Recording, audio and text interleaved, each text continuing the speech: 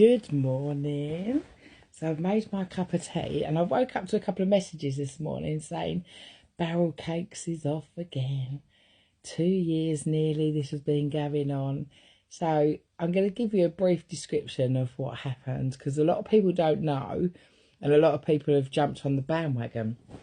So I became a TikToker during COVID and made so many really what I thought was friends. This might be a couple of videos, but it'll give you sort of an outline of the story.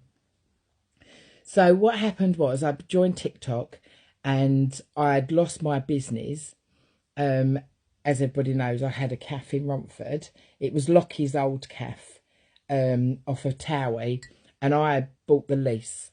So I ran that for 4 or 5 months and then we hit COVID. So obviously I was bored. I didn't even hear of TikTok. I never heard of it before, ever.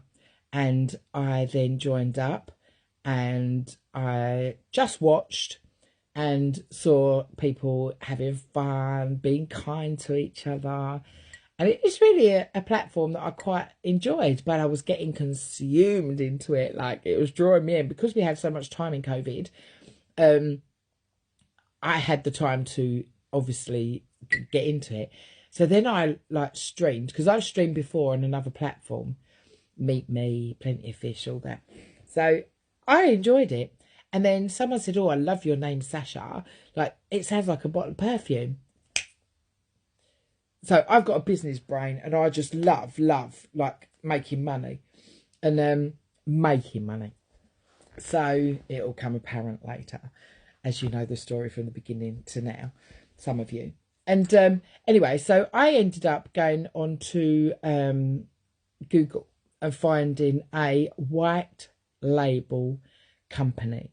So a white label company is a company that, let's go back into my white label company. So it does body cream, perfumes, hairbrushes, blah, blah, blah, blah. So what you do then is put your brand name onto it, which was Sasha Fontain. So then I started to use this company and then I started streaming and selling my products, which was absolutely amazing. And everybody was loving my content. So, you know, if you love a person, you'll buy their products. Anyway, so obviously I was getting really, really famous. I was going out in the street, not famous, TikTok famous, because there is a difference, because you don't get paid on TikTok to be famous as much as everyone thinks, oh, TikTok famous. You know, you're not. You're just someone on the TikTok that everybody sees every day. That's how I see it. I don't see it as TikTok famous. And people in the street would come up to me going, Sasha, I think you're lovely. You know, I love your content. I've been following you right from day one, blah, blah, blah, blah. So to me, that's just TikTok famous. You don't get millions of pounds on it unless, well, not unless, but unless you've got brands behind you, which I never did. As much as people said you had brands giving you gifts. No, I didn't. I put my own money into my brand. I bought my own products. And as much as like later on, you'll find out, Fat Freak's done an Excel spreadsheet and said that I bought bottles for £8 and sold them for 16. And, you know, business is business. If you're a business person, you know everything's profit, net profit, margins, and making money. So obviously, it doesn't matter what you buy it at, and it doesn't matter what you sell it at. If people love your brand, they'll buy your brand. Anyway, so TikTok really got good for me. And where everybody used it in a positive way in COVID, everybody loved each other because we was all going through the same situation. And you end up making friends. And then, like, later on, you end up befriending a lot of people. And all of a sudden, it's like you go to sleep and wake up and then toxic. That's how TikTok became toxic. And everyone was being horrible to each other. If you look back now, coming out of COVID, everyone was spiteful. Everyone was going beggars, gifters. Like, leave them alone. If that's the way they want to make their money, leave them alone.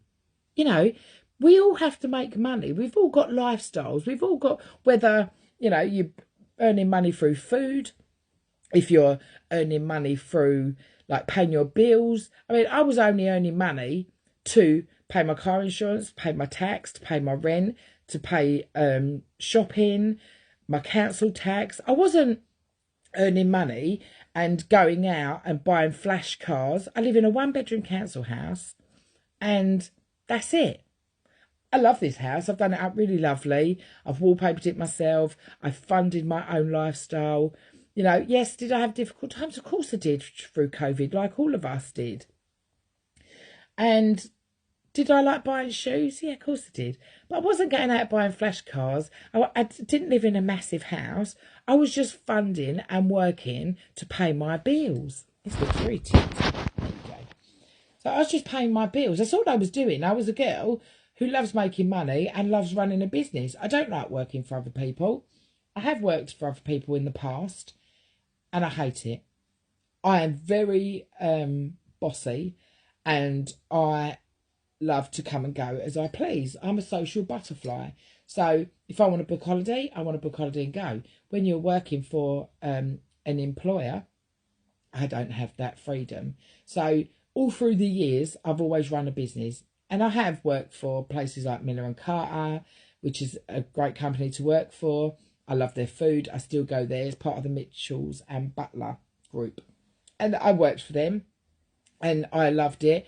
But I basically know that I can't have the flexibility. So I've always chosen to go my own path and work on my own. So that's sort of back history of why I run a business, because I can't stand working for other people. Can't bear it.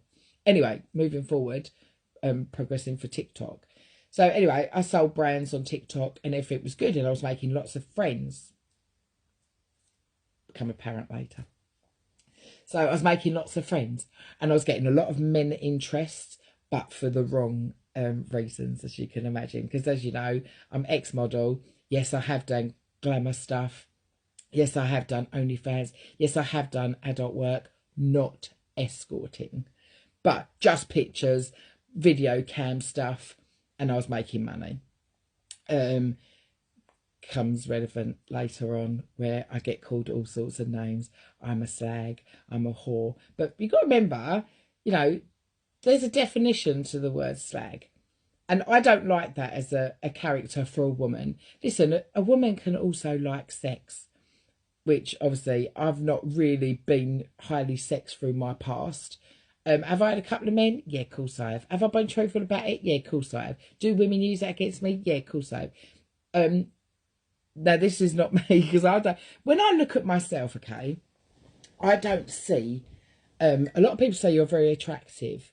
And in real life, when people meet me, like that Spa episode, like that jealous woman calling me fucking all sorts of names, she doesn't even know me, and then started on me.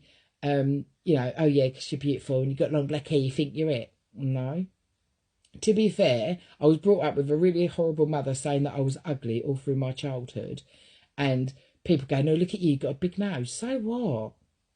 Like, it's part of my character. It's part of my build. I can go and have a nose job, but I don't want to. As a woman, body confident, yeah.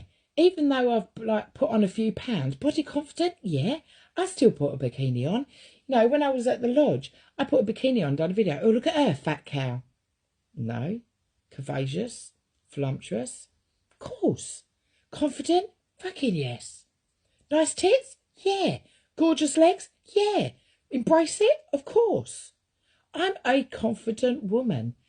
Do I have my down moments? Yes, of course I do. I look at the mirror sometimes and go, oh, fucking hell, you look ugly today. Don't we all do that? But as an overall 100% woman, I'm confident. But women hate that about you. If you can say that you are absolutely 100% for you, 100% happy with yourself, doesn't matter what other people think. It doesn't matter that I'm strong. It doesn't matter that women put me down. There's a reason why people put you down. There's a reason why people stab you in the back. And there's a saying I always say, this video is going to finish, you know, people will be horrible to you for one reason. One, because they want to be you. Two, it's a bloke usually that can't have you. He'll call you a slag, a tart. Well, why call me a slag? You ain't had me anyway. So that's the sort of outline of my character. I'm very strong. Very, very strong. So next video, I'll go on to the barrel cakes thing, because I sort of swerved a little bit there. and we'll go on how all this envious nastiness started.